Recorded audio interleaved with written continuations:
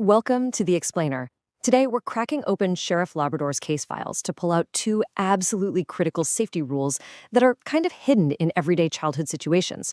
For any parent or guardian out there, this is a safety review you're not going to want to miss. Okay, so let's just dive right in. We're going to start with a scene you've probably witnessed a dozen times in backyards or parks. A classic game of hide and seek. It seems so innocent, right? But as we're about to see, one wrong choice, one really good hiding spot, can turn everything upside down in a heartbeat. So our first case file takes us to a place called Wheat Village. And what started as a super fun, village-wide game of hide and seek, well, it pretty quickly spiraled into a terrifying situation and a massive search for a missing child. I mean, can you even imagine the panic? Try to put yourself in her father's shoes. 1 minute, your kid is laughing, playing a game, and the next, just like he said, she was gone. The whole village just stopped what they were doing to find this one little girl. So the villagers, they looked everywhere. Behind trees, in the straw amusement park, you name it.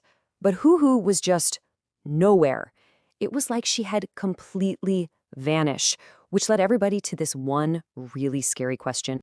Well, when Sheriff Labrador finally found her, Hoo-Hoo explained exactly what happened. She'd climbed inside a chest, thinking, this is the perfect hiding spot. But after a little while, she started to feel sick.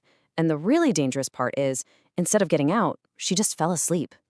And Hoo-Hoo's terrifyingly close call leads us directly to the first major safety lesson from Sheriff Labrador's investigation. It's a rule that totally flips our idea of what a good hiding spot actually is. Okay, so this is a really important point. The danger isn't just about being trapped, which is obviously scary. The real, silent killer in these closed spaces is the air running out. It's the risk of suffocation. That's the key. So here's the bottom line. The rule from Sheriff Labrador is simple, it's direct, and it's 100% non-negotiable for kids. You never, ever hide in a closed space. It's not just a part of the game, it's a real-life danger. All right, let's switch gears to our next case file. This one doesn't start with a game. It actually starts with a super scary nighttime visitor that threw an entire family into a complete panic. So imagine this. A child wakes her mom up, totally convinced a ghost just took her sister. She describes this chilling figure. It's white, it has glowing green eyes. It sounds like something straight out of a horror movie, right? A real mystery for Sheriff Labrador to solve. But see, when the sheriff gets to the scene, the clues just don't add up to a ghost story. The window wasn't broken, the only footprints are a child's, and then there's this weird, distinct smell in the air. This isn't a supernatural event. It's something much, much more ordinary. And it turns out the ghost was the missing girl herself, Sister Monkey. They found her outside, wide awake, playing with a flashing headband on. So why was she up? She couldn't sleep. And why couldn't she sleep? Because she drank something she wasn't supposed to from the fridge. And this whole ghost situation perfectly sets up our second huge safety takeaway from these case files. This one is all about what kids should, and definitely should not, be drinking, especially when no one's watching. So this case really draws a bright line in the sand, It's a very clear distinction between drinks that are okay for kids and the ones that are just for grown-ups. Things like water, juice, milk, totally fine. But coffee, tea, and alcohol, that's a different story. So you might be asking, why? What's the big deal? Well, the reason is actually pretty simple. Ingredients like caffeine and alcohol just affect a child's smaller body in a totally different way than an adult's.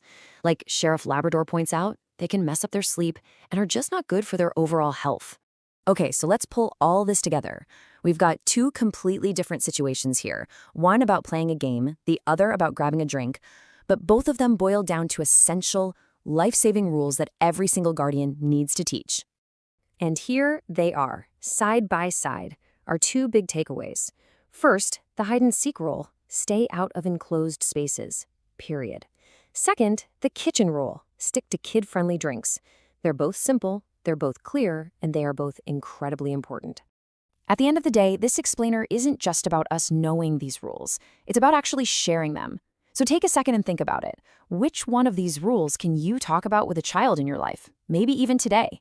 That conversation, it could literally make all the difference. Thanks for watching.